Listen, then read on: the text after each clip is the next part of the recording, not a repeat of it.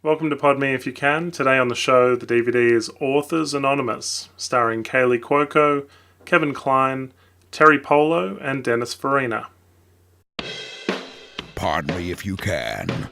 Movie reviews. A group of unpublished writers meet every week and use their time to critique and improve each other's work. Hannah, Kaylee Cuoco, gets an agent and becomes an overnight success with her novel, Sleeping on the Moon. The other writers try to be happy for her success, but when they hear she's just sold the movie rights for a six-figure sum, their jealousy boils over. What annoyed me about Authors Anonymous, and it's not a great film, it does have a poor rating on IMDb. The thing that annoyed me most is it's a documentary format, but it's not completely a documentary format. In the vein of The Office and Parks and Recreation, that kind of interviewing the people that are going through the motions, instead of an office, here it's obviously a writer's group. But in The Office, at least, there's the illusion that it's a documentary team following them around. Occasionally the camera work is shoddy. This felt like a movie, where occasionally they spoke to the camera and pretended it was a documentary. What really annoyed me was this scene where Chris Kline goes over to this writer's house, and he's standing there delivering a pizza. And then for some reason, despite acknowledging the camera, we have a second camera inside his house shooting the reverse angle of Chris Kline. This kind of shoddy documentary work annoyed me the entire film.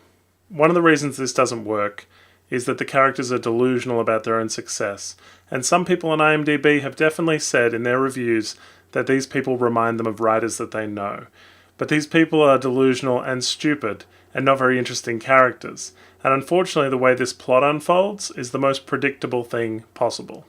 Kaylee Cuoco plays Hannah, who is quite dopey, not book smart, if you will, doesn't remember who Jane Austen is, forgets the word metaphor, seems to be a writer who writes from the heart, and little else is known about her.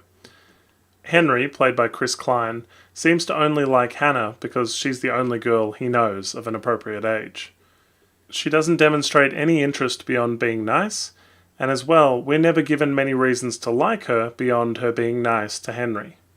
William, played by Jonathan Bennett from Mean Girls, loves Charles Bukowski and literally writes down people's conversations in cafes. He's only there to be a foil for Terry Polo's character, who writes about a younger man who she's sleeping with. And everybody's basically writing their subplots in this film.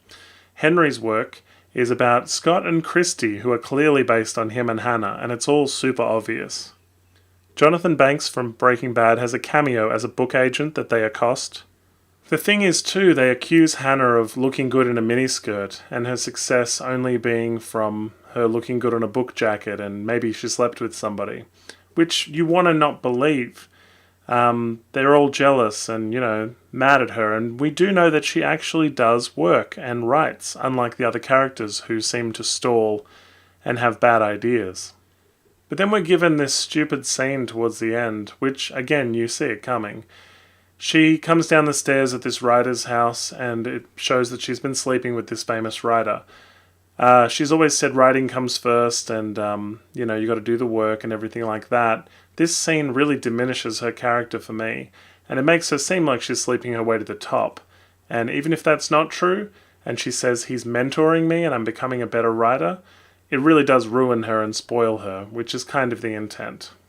Dennis Farina, in one of his final film roles, plays a big Tom Clancy fan, and he's the most delusional, sad character of all.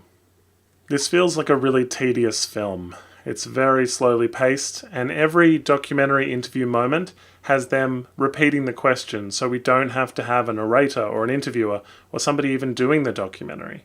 The format was really, really badly executed here. Kaylee Cuoco produced this as a vehicle for herself, but it's exactly the same character she sort of plays on The Big Bang Theory, so it really didn't feel like a stretch at all.